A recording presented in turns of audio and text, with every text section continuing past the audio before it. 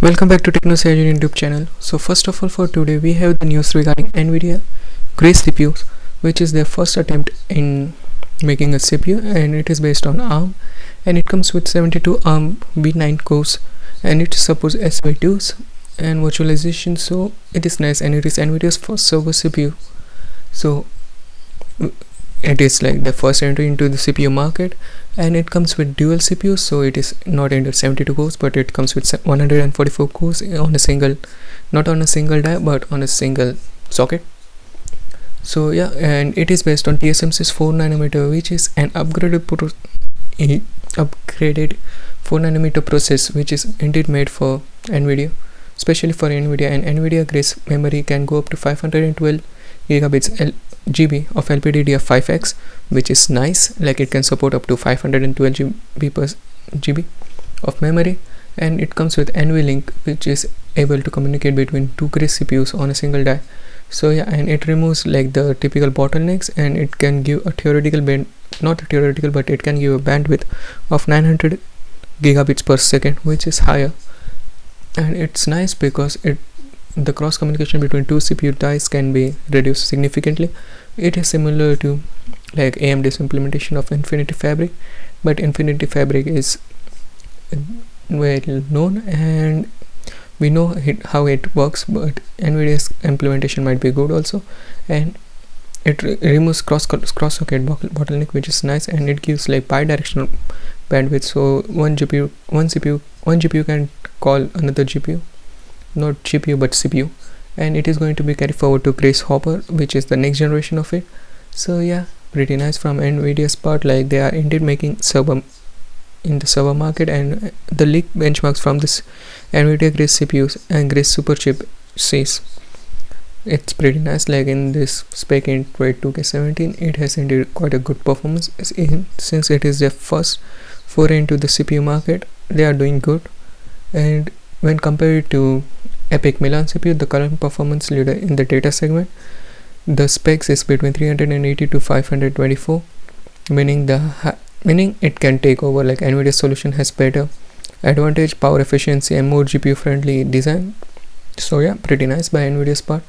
And indeed it is pretty nice looking at all of the leaked, not leaked, but the documents which has been shared, like the graphs. Milan NVIDIA's implementation looks nice. So indeed we are getting some new CPUs in the server market, and maybe we can get it in the mainstream market also by NVIDIA later down the line. We never know, and it will be nice competition to Intel and AMD. And since the next story by Intel, which has been tweeted out by Momomo_US, has given us the pricing for 13 Gen Raptor Lake CPUs, and indeed they are indeed going higher in pricing. Like, you can see on the screen here, like i9 variant is going to be $100 more expensive compared to older Lake, which is 12 Gen.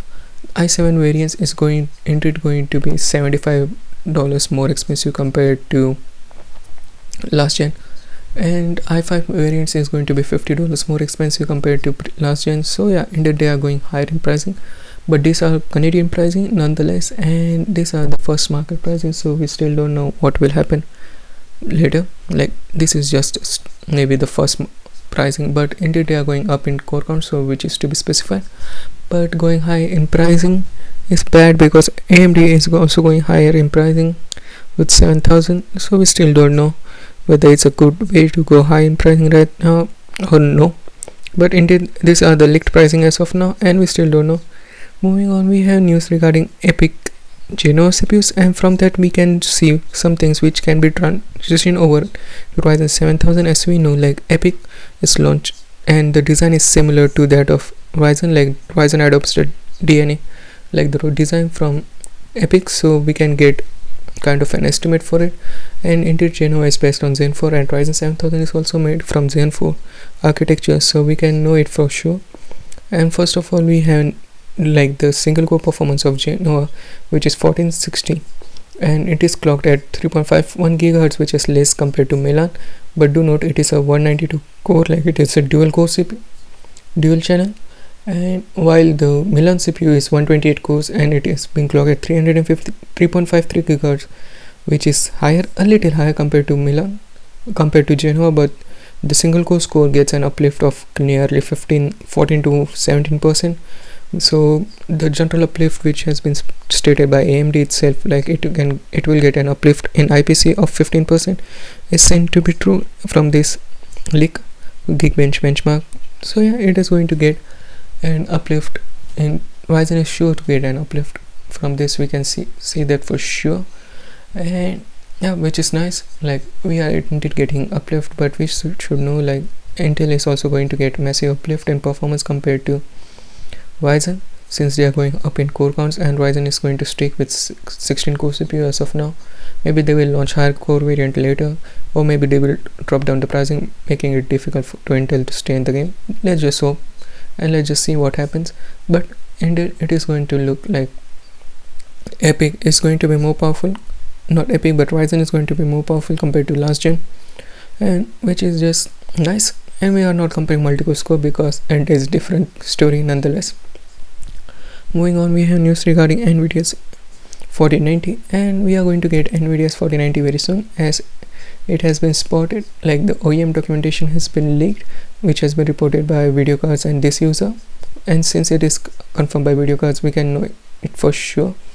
Like, 4090 with 24 gigabits but memory has been in the production stage as of now since August 18, and it is like 8102, which is in production stage since August 16. So yeah, we know it, like it would be available very soon, and indeed it is going to be available very soon. Like, 4090 is going to be the first GPU which is going to be launched, and if the entire document would have been leaked, we would have known it from the user itself. Like, if the entire document, we would have known the clock speed and stuff related to it, but as of now it will take like few weeks to reach the retail stores from the production. But yeah, it has been documented, and we can see here like it's 4090, and it is going to be ending, the production might be ending, like the first series of GPUs can be available to the retailers by the end of August. So yeah, indeed it is going to be launched very soon. And for more news regarding 4090 and when it is going to be launched, subscribe to the channel, like and share this video, and I will meet you in the next one. Peace out.